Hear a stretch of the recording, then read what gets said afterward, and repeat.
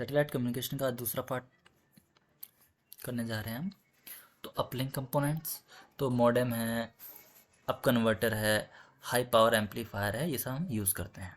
तो मॉडेम की अगर हम बात करें तो मॉडेम मॉड्यूलेट्स से baseband signal to an intermediate frequency. तो मॉडेम क्या करेगा, मॉड्यूलेट करेगा इसका जो इंटरमीडिएट सिग्नल, यानी ये क्या करेगा, जो हमारा बेसबैंड सिग्नल होगा उसको आईएफ सिग्नल में कन्वर्ट कर देगा, इंटरमीडिएट सिग्नल में कन्वर्ट कर देगा, उसको मॉड्यूलेट कर देगा मॉडेम। उसकी रेंज होगी 70 मेगाहर्ट्ज से 140 मेगाहर्ट्ज। अब कन्वर्टर क्या करेगा, it converts intermediate frequency signal to radio frequency signal. ये आईएफ सिग्नल है उसको रेडियो सिग्नल में कन्वर्ट कर देगा, कौन, अब कन्वर्टर। उसके बाद high power amplifier, it increases the power of RF signal. ये आरएफ सिग्नल का जो पावर, आरएफ सिग्नल है, ये क्या करेगा, आरएफ सिग्नल की जो पावर है उसको इंक्रीज करेगा जिससे वो सैटेलाइट तक जा सके। The uplink signal travelled up to the satellite. Uplink signal है वो ट्रैवल करेगा कहाँ तक, सैटेलाइट तक चला जाएगा, जिसकी पावर इंक्रीज हो गई है। पावर इंक्रीज होने के बाद फिर वो सिग्नल आराम से ट्रैवल कर पाएगा। तो हम देख सकते हैं यहाँ मेरा पहला अर्थ स्टेशन है, यहाँ मेरा दूसरा अर्थ स्टेशन। जब यहाँ से जब पावर यहाँ से जब इसकी पावर एम्पलीफाई की गई, इसकी पावर बढ़ाई गई, और फिर इसके बाद जब आरएफ सिग्नल में कन्वर्ट किया गया, तो यहाँ से अपलिंक फ्रिक्वेंसी आई, गई, फिर यहाँ से डाउनलिंक है, यहाँ से डाउनलिंक फ्रिक्वेंसी को ये यहाँ पर अर्थ स्टेशन कैच करेगा। इस तरह से ये सैटेलाइट कम्युनिकेशन होगा इसमें, अपलिंक और डाउनलिंक। तो हम देखते हैं डाउनलिंक के कंपोनेंट्स क्या क्या है, डाउनलिंक के अपलिंक के कंपोनेंट्स हमने देखे। डाउनलिंक कंपोनेंट्स जैसे modem, down converter, low noise amplifier are basically used as downlink components. ठीक है, मोडेम, डाउन कन्वर्टर। तो मोडेम क्या करेगा, वही देखो, लो नॉइस एम्पलीफायर वही रिसीव करेगा, सेटेलाइट से जो सिग्नल है उसको रिसीव करेगा। और डाउन कन्वर्टर क्या करेगा, ये जो हमारा जो आरएफ सिग्नल था उसको फिर से आरआई, जो इंटरमीडिएट सिग्नल है, आईआर सिग्नल या आरआई सिग्नल है, इंटरमीडिएट सिग्नल है, उसमें कन्वर्ट कर देगा। तो मोडेम क्या करेगा, मोडेम वही डीमोड्यूलेट कर देगा, जो आईएफ इंटरमीडिएट फ्रिक्वेंसी सिग्नल है उसको इंटरमीडिएट जो फ्रिक्वेंसी सिग्नल था उसको ओरिजिनल डेटा में कन्वर्ट कर देगा, और हमारी इन्फॉर्मेशन पहुंच जाएगी। तो यहाँ पर मेरा अपलिंक फ्रिक्वेंसी है, यहाँ मेरी डाउनलिंक फ्रिक्वेंसी है।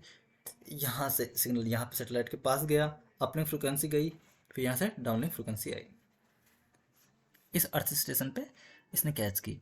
तो अब हम देखते हैं 6.4 गीगाहर्ट्ज सिस्टम क्या है। 6.4 गीगाहर्ट्ज काफ़ी कंट्रीज़ में यूज़ किया जाता है। 6.4 गीगाहर्ट्ज का मतलब ये है कि ये अपलिंक और डाउनलिंक फ्रिक्वेंसी होती है, उसका रेशियो, यानी अपलिंक फ्रिक्वेंसी 6 गीगाहर्ट्ज होनी चाहिए, डाउनलिंक फ्रिक्वेंसी 4 गीगाहर्ट्ज होनी चाहिए। तो ये और यही रेशियो टेरेस्ट्रियल कम्युनिकेशन में यूज़ किया जाता है। टेरेस्ट्रियल कम्युनिकेशन में इसका यूज़ करते हैं काफ़ी कंट्रीज़ में। तो यहाँ से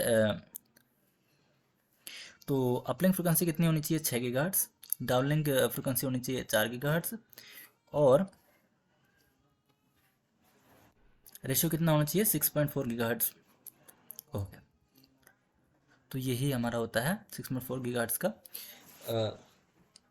तो एडवांटेज क्या है, जो इसका जो रेन एटेन्यूएशन इज लो, यानी इससे रेन से इस पर कोई इफेक्ट कम पड़ता है, जो रेन से इन सिग्नल्स में इफेक्ट कम पड़ता है अगर 6.4 गीगाहर्ट्ज़ फ्रिक्वेंसी होती है तो।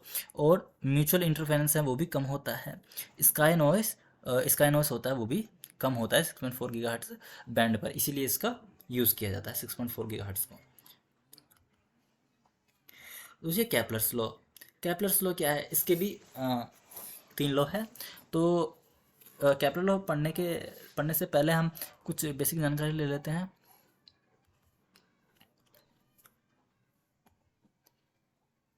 कुछ लोगों को आता है लेकिन फिर भी देखो, ये हमारा एलिप्स होता है, एलिप्स के अंदर 2 फोकाई होते हैं, और जो सर्कल होता है उसके अंदर एक फोकस होता है। तो इसी तरह से तो वही लिखा हुआ है कि circle has one focus and ellipse has two foci. Both foci is located on major axis. ये मेजर एक्सिस पे लोकेट होते हैं। तो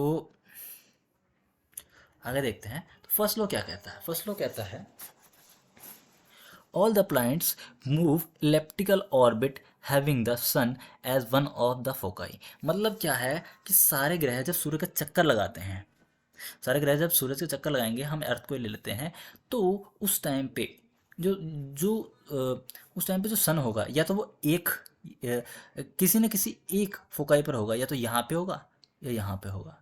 जब भी सारे ग्रह इसके चक्कर लगाएंगे तो वो किस फॉर्म लगाएंगे? इलेप्टिकल फॉर्म में। पहला तो है वो सारे ग्रह इलेप्टिकल फॉर्म में चक्कर लगाएंगे इसके, और दूसरी चीज़ ये है कि वो किसी न किसी एक फोकाई पर होगा, या तो यहाँ पे होगा या यहाँ पे होगा। सेकेंड लॉ क्या कहता है? सेकेंड लॉ कहता है कि जब कोई भी ग्रह या कोई भी प्लैनेट जब सूरज के चक्कर लगाता है सन के, तो यहाँ से लेकर यहाँ तक, तो वो एक टाइम इंटरवल में एक P1 से लेकर जब P2 तक कोई दूरी तय कर रहा है, लाइक वो एरिया तय कर रहा है कितना A1, P1 से लेकर P2 तक एक टी टाइम इंटरवल में, एक एक फिक्स समय में वो P1 से लेकर P2 तक की दूरी तय की उसने A1, यानी उसका उसने एरिया कितना तय किया A1। इसी तरह से उसने माना कि P3 से लेकर P4 तक उसने जो एरिया तय किया है, उसने जो एरिया कवर किया वो कितना है A2। तो वो A1 और A2 क्या होने चाहिए? बिल्कुल सेम होने चाहिए। तो यही इसका सेकेंड लॉ है। तो वही लिखा हुआ है, a radius vector joining any planets to the sun sweeps out equal areas in equal lengths of time। Then अब हम पढ़ते हैं थर्ड लॉ। थर्ड लॉ क्या कहता है? थर्ड लॉ कहता है, हमने देखा था अभी, ये मेजर एक्सिस है, मेजर एक्सिस। अब major axis, the major axis half distance is called the semi major axis. इसकी जो हाफ डिस्टेंस है इसे हम क्या बोलेंगे? Semi major axis. तो वही है सेमी मेजर एक्सिस। तो माना, अब आगे देखते हैं कि ये जो प्लैनेट है उसका जो रिवोल्यूशन टाइम है वो टी है। उसका रिवोल्यूशन टाइम, जो चक्कर लगाने का जो टाइम है वो क्या है? टी है। तो थर्ड लॉ क्या कहता है? उसका जो सेमी मेजर एक्सिस है उसका क्यूब उसके टाइम इंटरवल के स्क्वायर के प्रोपोर्शनल होगा। तो ये इसका थर्ड लॉ होता है।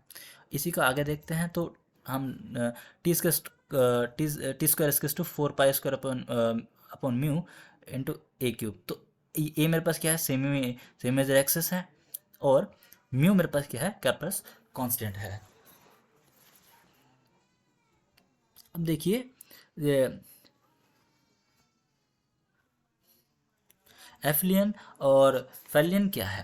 तो एफिलियन यानी ये कि जब पृथ्वी सूरज के चक्कर लगाती है तो जो सबसे लंबी दूरी होती है, जो सबसे लंबी दूरी है पृथ्वी की, जब पृथ्वी से सूरज से जो कम दूरी है उसे तो फेलियन कहते हैं, और जो सबसे लंबी दूरी है उसे एफिलियन कहते हैं। ठीक है, अब हम बात करते हैं एपोजी पेरोजी, एपोजी और पेरिजी। तो एपोजी क्या है? एपोजी का मतलब ये है कि जब मून पृथ्वी के चक्कर लगाता है तो उसकी जो सबसे लंबी डिस्टेंस होती है, उसकी जो सबसे लंबी दूरी होगी, जिस टाइम उसकी सबसे लंबी दूरी होगी मून से, उसे बोलेंगे एपोजी, और सबसे जो कम दूरी होगी उसे पेरिजी बोलेंगे। ओके, अब हम ऑर्बिट मैकेनिक्स देखते हैं थोड़ी सी। ऑर्बिट मैकेनिक्स क्या? माना कि मेरे पास कोई प्लैनेट है, मैं ये अर्थ ले लेते हैं। तो अर्थ का जो मास है वो M है, और ये सैटेलाइट है उसका जो मास है वो M1 है।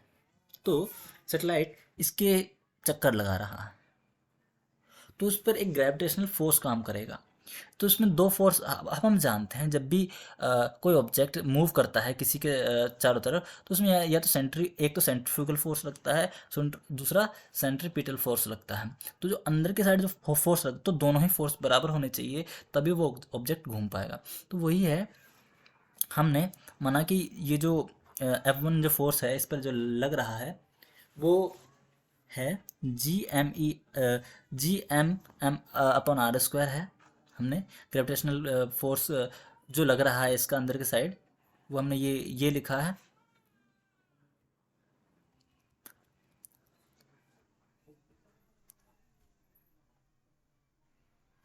तो वही मैंने लिखा है आगे कि when the satellite revolves around the earth it undergoes A pulling force that is called centripetal force. जो अंदर के साथ जो फोर्स लग रहा है वो कौन सा है मेरा, सेंट्रीपिटल फोर्स। और वो कौन सा लग रहा है हमारा, ग्रेविटेशनल फोर्स, जिसे हम ये मान लेते हैं F1 equals to G m/r²। ठीक है, तो a force pull the satellite away from the earth, that is centrifugal force। एक ऐसा फोर्स जो बाहर की साइड लग रहा है, जिसको कंट्रोल कर रहा है या इसको बाहर की तरफ धकेल रहा है, वो फोर्स कौन सा है, हम उसे F2 मान लेते हैं, यानी mv²/r। इसकी वेलोसिटी हम कांस्टेंट मान के चलते हैं, क्योंकि ये अलग अलग वेलोसिटी से रहेगा। जब इसकी यहाँ लगेगा तो इसकी डायरेक्शन अलग होगी, यहाँ होगी तो इसकी डायरेक्शन अलग होगी, यहाँ होगी तो इसकी डायरेक्शन अलग होगी, क्योंकि ये क्योंकि हम वेक्टर की बात कर रहे हैं, क्योंकि ये डायरेक्शन के हिसाब से है, इसकी वेलोसिटी डायरेक्शन के हिसाब से है। कि हम वेक्टर की जब बात कर रहे हैं तो हम दोनों को बराबर करेंगे, ताकि अगर ये दोनों बराबर हैं, जब हम इन दोनों को बराबर रखते हैं, सेंट्रीफ्यूगल और सेंट्रीपिटल फोर्स को ही, तो ही कोई ऑब्जेक्ट उसके अराउंड मूव करेगा, नहीं तो वो बाहर चला जाएगा। तो वही करते हैं, हमने जब इनको बराबर किया तो हमारे पास VI μ/r, आर से आर कट गया, तो V = μ/r का हाफ, और ये हमारे पास फॉर्मूला आया। अब हम देखते हैं period of satellite. Period of satellite क्या होगा, डिस्टेंस हम जानते हैं, जो सर्कल का डिस्टेंस हम 2πr होता है परिधि, तो वेलोसिटी v है, तो टाइम क्या होता है, डिस्टेंस अपॉन वेलोसिटी 2πr/v। तो v की वैल्यू जब इसमें रखेंगे तो हमारे पास क्या आएगा, डिस्टेंस 2πr³ 3/2 म्यू का हाफ। तो ये हमारे पास टाइम इंटरवल का फॉर्मूला निकल गया। अब हम देखते हैं एपोजी, पेरिजी, लाइन ऑफ एप्साइड्स। तो एपोजी का मतलब क्या है, द फारथेस्ट फ्रॉम द अर्थ। उसका जो सबसे दूरतम जो दूरी होती है, सबसे जो पृथ्वी से जो सबसे ज़्यादा दूरी होती है, उसे हम क्या कहेंगे, एपोजी बोलेंगे। और सबसे जो निकटतम जो दूरी होगी उसे पेरिजी बोलेंगे। और line of apsides, the joining line apogee and perigee. जो एपोजी और पेरिजी की जो जो जॉइनिंग लाइन होगी उसे हम क्या बोलेंगे, लाइन ऑफ एप्साइड्स। ओके,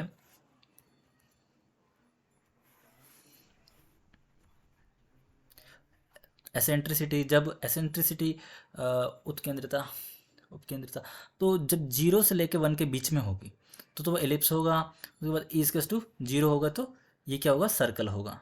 तो ये दो कंडीशन हो गई। तो उसके लिए पहले के लिए फॉर्मूला है E = RA - RP/RA + RP। तो E है एसेंट्रिसिटी ऑफ ऑर्बिट, और ये सारे मीनिंग्स यहाँ पे लिखे हुए हैं। उसको हम न्यूमेरिकल देख लेते हैं। जैसे semi major axis and semi minor axis of an elliptical satellite orbit is 20,000 kilometre and 6 kilometre, determine the apogee and perigee. तो ये हमसे पूछा गया है, तो हम क्या करेंगे,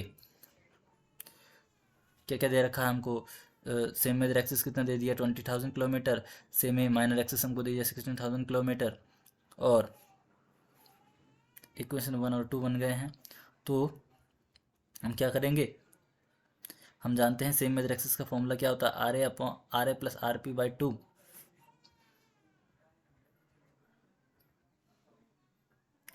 तो RP = क्या होगा, 40,000 - RA। तो इक्वेशन नंबर 3। और सेमी माइनर एक्सिस क्या होता है, semi minor axis RA × RP का रूट होता है। तो यहाँ से इसका कैलकुलेशन जब थोड़ी सी करेंगे तो हमारे पास ये जो इक्वेशन बनेगी वो x² + bx + c के फॉर्म में बन जाएगी। यहाँ से फिर श्रीधराचार्य सूत्र लगा देंगे, यहाँ से फॉर्मूला श्रीधराचार्य का, और इसको सॉल्व कर लेंगे। तो यहाँ हमारे पास 2 वैल्यू निकल के आएगी, 40,000 सॉरी 8,000 32,000। तो हमारे पास 2 वैल्यू निकल के आएगी। तो हम क्या करेंगे कि हम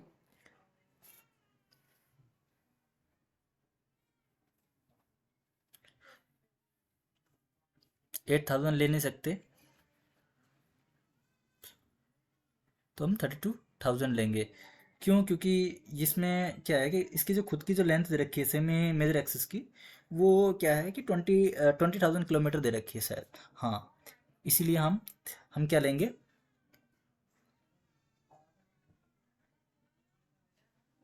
इसलिए हम 32,000 ही लेंगे। 20,000 इसमें दे रखी है। हाँ, से जो सेमी मेजर एक्सिस है वो 20,000 दे रखी है, इसलिए हम 8,000 नहीं ले सकते हैं। ओके, तो आर पे की वैल्यू तो हम आर ए की वैल्यू 32,000 ही लेंगे, 8,000 किलोमीटर नहीं लेंगे। तो आर पे मेरे पास आएगा 48,000 में से हम ये जो आर की वैल्यू माइनस कर देंगे तो 8,000 किलोमीटर आ जाएगा आर पी की वैल्यू। थैंक यू, नई वीडियो में मिलते हैं।